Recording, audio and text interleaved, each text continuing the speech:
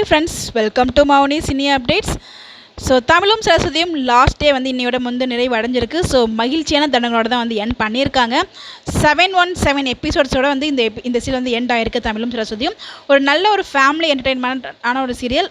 அதுவும் 6 o'clock ஸ்லாட்டில் ஒரு நல்ல டிஆர்பி கொடுத்த ஒரு சீரியலும் இதுதான். ஸோ நல்ல ரேட்டிங்ஸ் கொடுத்துட்டு இருந்தாங்க அந்த டைம் ஸ்லாட்டில். போக போக நம்ம அர்ஜுனை சுற்றியே கதை சுற்றிட்டு இருக்க மாதிரி இருந்துச்சு. ஸோ எல்லா ட்ராக்குமே அர்ஜுனை வச்சு தான் கொண்டு போகிற மாதிரியும், அவர் வில்லனாகவும் எல்லா டைமும் வில்லன் ஜெயிக்கிற மாதிரி நம்ம தமிழும் சரஸ்வதி அந்த ஃபேமிலி வந்து தோத்துட்டு இருக்க மாதிரி தான் காமிச்சிருந்தாங்க. ஏன் கடைசி வரைக்குமே அப்படி தான் கொண்டு போயிட்டு இருந்தாங்க.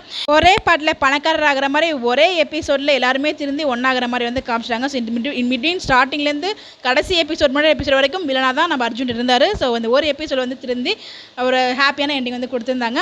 ஸோ அவங்க இதில் பார்த்தீங்கன்னா எப்போயுமே காலையில் வந்து அருகம்புல் ஜூஸ், அதுக்கு சாப்பாட்டுக்குன்னு ஒரு மெனு வச்சுருப்பாங்க.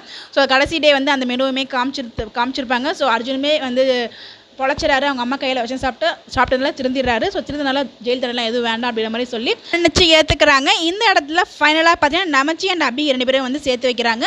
ஸோ இதோட வந்து ரொம்ப ஹாப்பியாக வந்து என் பண்ணியிருக்காங்க. ஸோ கண்டிப்பாக தமிழும் சரஸ்வதி ஃபேன்ஸ்க்கு இது வருத்தமாக தான் இருக்கும்.